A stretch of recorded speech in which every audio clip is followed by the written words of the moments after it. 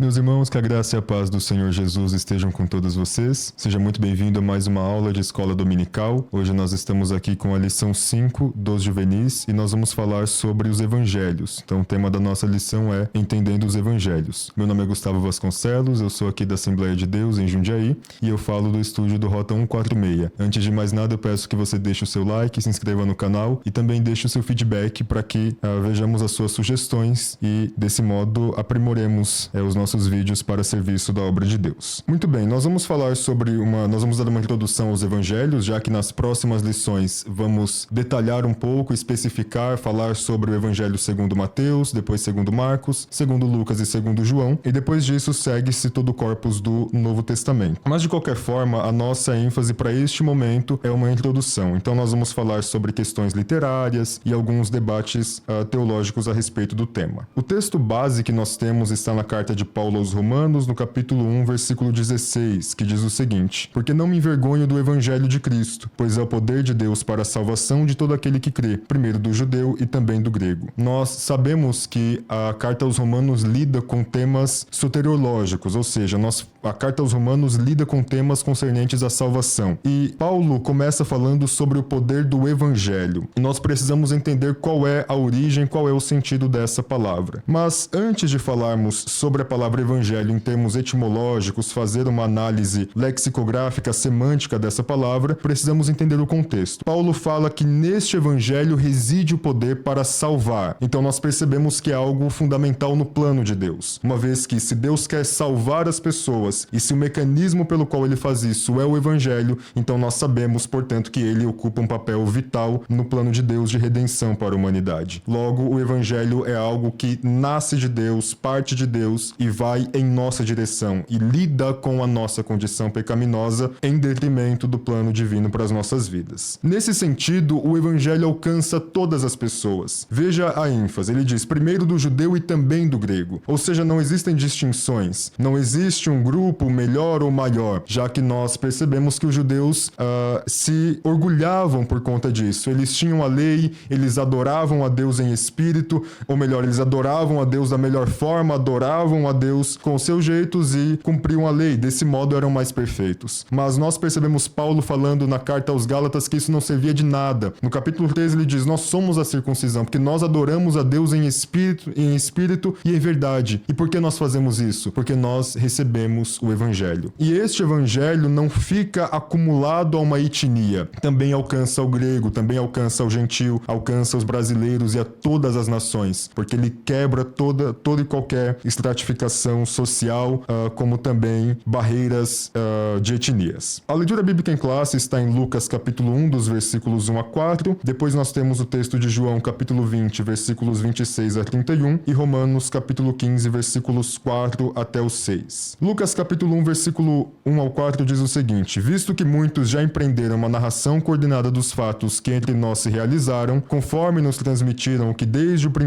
os que desde o princípio foram dele testemunhas oculares e ministros da palavra, igualmente a mim pareceu bem, depois de cuidadosa investigação de tudo desde a origem, dar-lhe por escrito, excelentíssimo Teófilo, uma exposição em ordem, para que você tenha plena certeza das verdades em que foi instruído. Então aqui nós temos o prólogo do Evangelho segundo Lucas, e ele revela qual é a sua intenção. Ele sistematiza todos os testemunhos que ele ouviu das testemunhas oculares. Ou seja, todos os relatos que ele ouviu são sistematizados e têm um destino, tem um destinatário, que é um homem chamado Teófilo. Alguns dizem que este Teófilo seria aquele que financiou todo o projeto da escrita de Lucas Atos, mas nós não sabemos ao certo quem era. De qualquer forma, percebemos que existe um propósito espiritual para a composição desse livro. Lucas revela a convicção a respeito do evangelho. Quer dizer, o evangelho não deve estar contido somente em algumas testemunhas oculares, como o evangelho também não pode estar contido somente em mim. Ele precisa se espalhar às demais pessoas, e é com esse propósito que ele sistematiza e compõe o seu evangelho. Depois disso nós temos o texto de João, capítulo 20, versículos 26 a 31, que diz: E 8 dias depois estavam outra vez os discípulos dentro, e com eles Tomé. Chegou Jesus, estando as portas portas fechadas e apresentou-se no meio e disse: paz seja convosco. Depois disse a Tomé: põe aqui o dedo e vê as minhas mãos. Chega a tua mão e põe-na no meu lado. Não sejas incrédulo, mas crente. Tomé respondeu e disse-lhe: Senhor meu e Deus meu. Disse-lhe Jesus: porque me viste, Tomé, creste. Bem-aventurados os que não viram e creram. Jesus, pois, operou também em presença de seus discípulos muitos outros sinais que não estão escritos neste livro. Estes, porém, foram escritos para que creiais que Jesus é o Cristo, Filho de Deus, e para que crendo tenhais vida em seu nome. Então, no versículo 31, nós somos apresentados ao propósito do Evangelho segundo João. Qual é o motivo pelo qual essas coisas estão escritas aqui? E qual é o motivo pelo qual ele fez essa seleção? Tem um motivo teológico, um propósito teológico. Só que ele não é somente intelectualmente teológico. E quando nós falamos a respeito dessa ciência, falamos de uma ciência que não toca somente a nossa mente. Ou melhor, que não toca apenas a nossa mente, mas toca os nossos corações e nos leva a uma condição de justificação e santificação perante Deus. Esse é o papel do Evangelho. Esse é o papel da teologia por trás destes livros, nos levar a uma condição de salvação. E é justamente o que João está dizendo aqui. Depois nós temos Romanos capítulo 15, versículos 4 a 6. Porque tudo que dantes foi escrito para o nosso ensino foi escrito, para que pela paciência e consolação das Escrituras tenhamos esperança. Ora, o Deus de paciência e consolação vos conceda o mesmo sentimento uns para os outros, para com os outros, segundo Cristo Jesus, para que concordes a uma boca. Glorifiqueis ao Deus e Pai de nosso Senhor Jesus Cristo. Então, por meio dessas coisas, por meio deste Evangelho, por meio dessa palavra, precisamos concordar e glorificar a Cristo Jesus, o nosso Senhor. Então, são 3 textos que seguem a mesma abordagem, a mesma linha teológica de falar a respeito do sentido do Evangelho.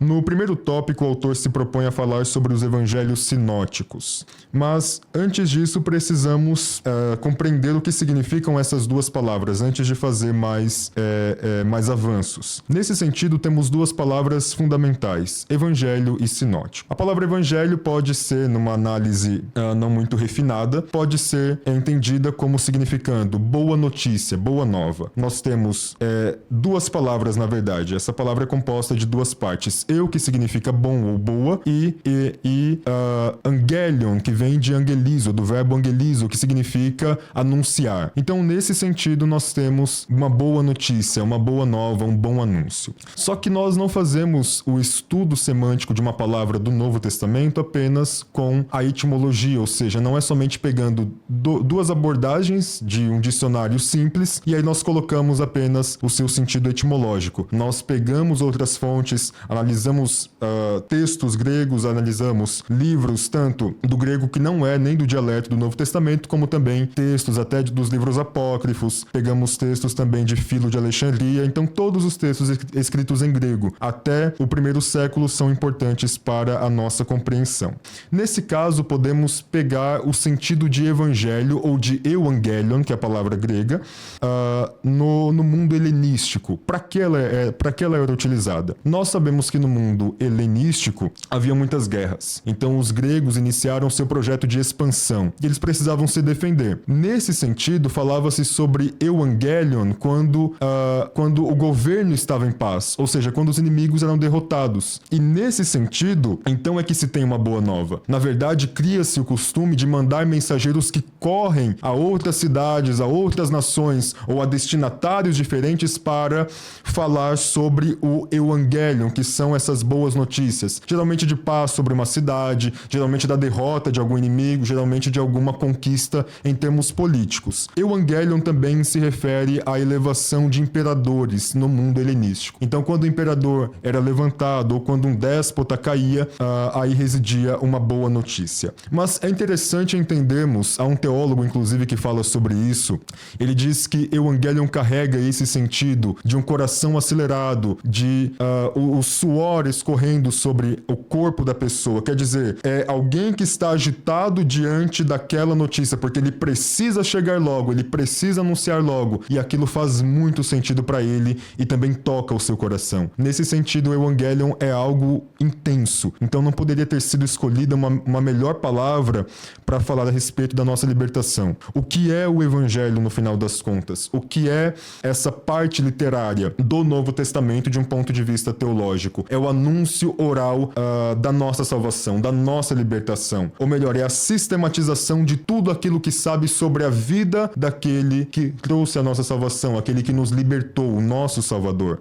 Então, quando nós unimos todas essas coisas, percebemos que evangelizo ou evangelion faz muito sentido para falar sobre a vida do Senhor Jesus, uma vez que Ele é o nosso Salvador. Mas evangelhos, para nossa análise, não tem somente esse teor teológico de falar a respeito da boa notícia da salvação. Os evangelhos são o conjunto de livros do Novo Testamento que falam sobre a vida de Jesus. Você pode dizer que é uma biografia, mas é necessário ter cuidado com o termo. Por quê? Biografia geralmente se refere ou tem uma ideia das biografias greco-romanas. Então, quando nós falamos de uma bios, talvez, se não explicarmos, se não especificarmos, estejamos falando sobre uma biografia no sentido greco-romano. E aí já é um debate teológico denso, porque existe esse questionamento, se os evangelhos foram inspirados literariamente, se inspiraram, tomaram algumas fontes literárias nas tradições greco-romanas. O que isso significa? Se a sua estrutura, se a sua metodologia se baseia nas epopeias, se baseia nos livros históricos dessas comunidades. Então tenha cuidado ao falar de biografia. Podemos entender os evangelhos como uma biografia de fato, que falam sobre a vida de Jesus, mas em primeiro lugar seria reducionista falar somente de uma biografia, já que essas biografias não são imparciais. Logo, elas têm um teor teológico, e elas têm teores e pontos de vista teológicos que variam, embora não sejam divergentes, mas variam porque as ênfases variam. Então, a biografia é um termo que nós podemos utilizar, mas com uma certa sensibilidade e especificando bem os termos. Mas, de qualquer forma, grosso modo, o Evangelho é esse conjunto do Novo Testamento que fala a respeito da vida do Senhor Jesus.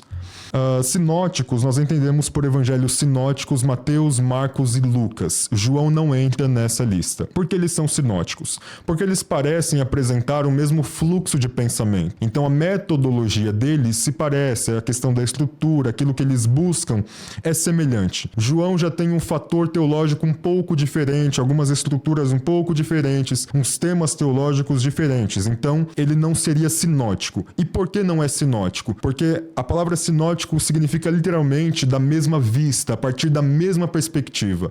Nesse caso, nós entendemos que João não compartilhava da mesma perspectiva, mas também precisamos de sensibilidade para entender essa frase. Não é que ele não compartilhava da mesma perspectiva que os outros no sentido de excluí-las, mas de buscar uma ênfase diferente. Nesse sentido, notamos um padrão, uma semelhança em Mateus, Marcos e Lucas.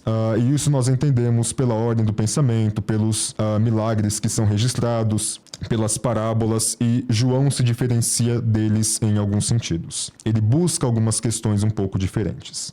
No tópico 2, o autor fala sobre a relação entre os evangelhos. Ele diz o seguinte: sobre os registros feitos pelos escritores nos 4 evangelhos, vemos que a relação entre eles é de diálogo, mesmo com uma perspectiva diferente dos autores em cada texto, assim como nós já dissemos, inclusive que precisamos de sensibilidade para entender essa frase, eles se complementam, ou seja, embora as ênfases sejam distintas, embora os métodos sejam distintos e eles variem entre si de um ponto de vista literário, eles se complementam. Não no sentido da narrativa cronológica dos fatos, mas na mensagem. Ou seja, a teologia sobre Jesus, o Filho de Deus que nos salvou, mas que triunfou sobre a morte porque é Deus, porque é soberano sobre a morte, sobre o mundo e sobre todas as coisas, é o tema teológico predominante dos 4 evangelhos.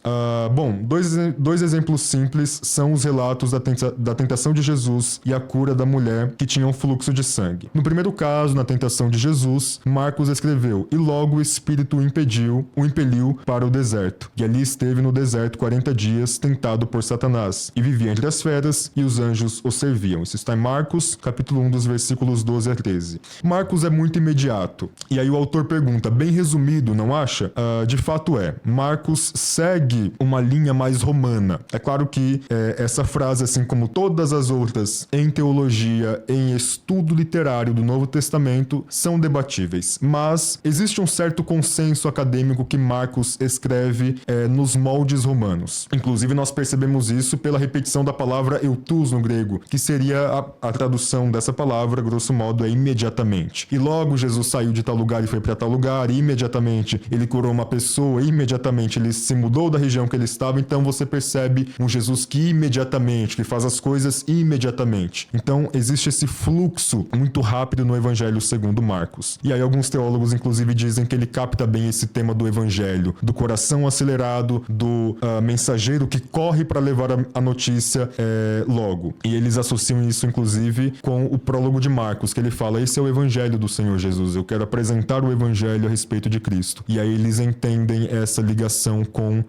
a ideia helenística do Evangelho e os padrões romanos. Então essa é uma curiosidade inclusive bem interessante. Mas Marcos escreve de uma forma resumida, enquanto em Mateus, enquanto em Lucas, o relato é muito mais detalhado. Nós percebemos os diálogos de Jesus e Satanás, e isso permite que nós tenhamos uma compreensão teológica um pouco mais ampla, o que não invalida a mensagem do Evangelho segundo Marcos, mas para algumas questões teológicas precisaríamos de Marcos e Lucas para que compreendêssemos melhor o que aconteceu ali. Então nós percebemos que eles se complementam, embora variem em alguns sentidos. No segundo caso, o da mulher curada do fluxo de sangue, é o evangelista Mateus que traz a forma resumida do relato. Ele não diz que ela havia gastado tudo o que tinha com os médicos na tentativa de ficar curada, ou que Jesus sentiu sair virtude dele quando ela foi tocada, e nem sobre o diálogo que houve entre Jesus e a mulher. Agora Marcos e Lucas já detalham esse episódio. Também existem alguns momentos em que uma pessoa recebe ênfase. Então,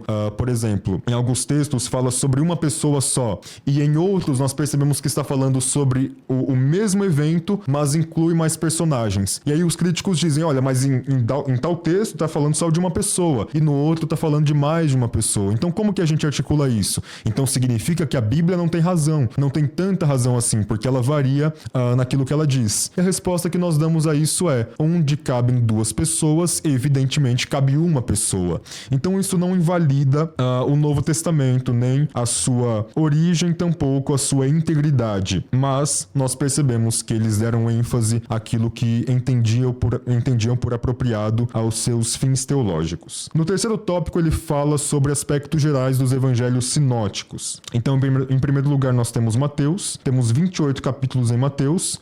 Ele inicia o evangelho apresentando a genealogia de Jesus, no intuito de frisar que ele era descendente de Davi. Então esse é o tema teológico de Mateus. Jesus é o rei que nós precisamos. Ele é o rei e Messias. E aí por conta disso ele pega textos do Antigo Testamento que ele entende que fazem referência a Jesus, e aí quando Jesus faz um milagre ou prega ou faz alguma coisa, Mateus interpreta isso teologicamente com vistas ao Antigo Testamento e diz: isso é para que se cumprisse aquilo que a profecia disse a respeito dele. Então esse é o propósito pelo qual Jesus fez isso. Portanto, ele é o cumprimento das nossas profecias. Ele é o nosso rei e o nosso Messias, portanto. E é por isso, inclusive, que ele traça a genealogia de Jesus até Davi, ou de Davi até Jesus. Uma forte característica do livro é a presença de sermões proferidos pelo Senhor Jesus Cristo. Então Mateus dá muita ênfase à ética do Novo Testamento, principalmente porque ele contém o Sermão do Monte, que vai dos capítulos 5 até o capítulo 7, e é aqui que nós encontramos uma parte fundamental do Novo Testamento. Então, além de considerar o evangelho do rei Messias, que é o evangelho de Mateus, que é um evangelho da perspectiva judaica, precisamos entender também o evangelho que dá ênfase à ética de Jesus Cristo e, portanto, à ética dos seus seguidores. Depois disso, falamos sobre Marcos. Marcos é o menor dos evangelhos. Por muito tempo foi desprezado na academia, então as pessoas não davam muita ênfase ao que Marcos tinha a dizer, mas depois que os estudos teológicos foram avançando, as pessoas começaram a olhar para Marcos com outras vistas, e agora já se debate sobre o gênero literário de Marcos, se debate sobre as suas inspirações literárias, se ele tem esses temas da biografia greco-romana. Por exemplo, o Jornal de Estudos do Novo Testamento, que é um jornal americano acadêmico, tem falado muito sobre Marcos nas suas últimas edições. E isso aconteceu principalmente depois do consenso acadêmico de que Marcos foi o primeiro evangelho a ser escrito. E aí os debates sobre como a influência do evangelho de Marcos nos outros evangelhos, tudo isso fez com que ele ficasse cada vez mais conhecido e aclamado para as críticas e também para as análises teológicas. Mas ele é o menor dos evangelhos. Ele se detém a contar mais os feitos de Jesus, os milagres, as maravilhas e prodígios realizados pelo Senhor. Os ensinos de Jesus também se fazem presentes no evangelho de Marcos, mas muitos deles ocorreram durante alguns dos milagres realizados, principalmente quando alguém questionava ou murmurava do ocorrido. Então Marcos também tem um fator muito apologético. Ele fala sobre os questionamentos, sobre as murmurações e apresenta as respostas de Jesus a esses ocorridos. Marcos é o evangelho do servo fiel, do servo de Deus, que está agindo em prol da humanidade. Quer dizer, a humanidade precisa do coração desse homem, a humanidade precisa dos feitos desse homem, e ele se fez servo, habitou entre nós. Aqui, é claro, eu estou adotando uma linguagem paulina. Ele se fez servo, habitou entre nós, tornou-se semelhante a homens. Então, parece que Marcos compartilha dessa ênfase, compartilha desse aspecto do esvaziamento de Cristo, da servidão de Cristo sobre os homens. Então, em direção aos homens. É o evangelho do servo perfeito. Nós já falamos sobre a questão do seu imediatismo. Lucas é o evangelho que possui 24 capítulos. Lucas é o evangelho do homem perfeito, que é diante dos padrões gregos do que é um homem perfeito, da união entre um corpo bem-sucedido e uma mente bem-sucedida. Então, o mundo helenístico tinha essa de buscar a perfeição interior. Por exemplo, nós temos os temas aristotélicos que precisamos aflorar as nossas virtudes. Então, a natureza nos deu virtudes e precisamos fazer com que elas sejam elevadas, precisamos viver essas virtudes. Aí Lucas olha para toda essa perspectiva do mundo grego e diz: Jesus é o homem perfeito. Embora ele não se pareça com aquilo que os gregos entendem por homem perfeito, ele é por conta da sua obra e por conta da sua soberania. E se os gregos buscaram pela moral, buscaram pela ordem, por todas essas coisas, estamos diante do Criador, daquele que ordena tudo e daquele em que a moral reside. Se os gregos buscaram brilhantismo intelectual, é nesse Cristo que reside toda a sabedoria. Quer dizer, esse homem é o homem perfeito. Lucas tem forte presença de ensinos de Jesus, usando esse tipo de figura de linguagem, as parábolas. As mais célebres parábolas são a da dracma e a da ovelha perdida e a do filho pródigo, exclusivas do evangelho de Lucas. Então ele dá ênfase às parábolas do Senhor Jesus também por esse pano de fundo grego, uma vez que as parábolas de Jesus têm conclusões extraordinárias. Depois disso, nós temos uma análise do quarto evangelho. O evangelho de João não está listado entre os sinóticos pelo fato de haver nele relatos diferentes, então tem alguns milagres, alguns acontecimentos que são exclusivos ao seu evangelho. É claro, isso em relação aos sinóticos, Mateus, Marcos e Lucas. Por exemplo, nós não temos parábolas em João. É interessante, inclusive, porque nós temos várias figuras de linguagem, mas nós não temos as parábolas. Tem um livro que foi escrito, se eu não me engano, no final ou no começo do século XX ou no final do século XIX, que é o vocabulário joanino, ou gramática joanina. E ali ele faz uma análise das principais palavras que aparecem no Evangelho segundo João, as principais figuras de linguagem. E ele detalha todo o pano de fundo teológico a partir disso. Então, embora João não tenha as parábolas de Jesus, assim como os sinóticos têm, ele carrega um brilhantismo teológico muito grande, principalmente no emprego das suas palavras. O seu vocabulário, por si só, é teológico. Então, João é um evangelho extraordinário nesse sentido.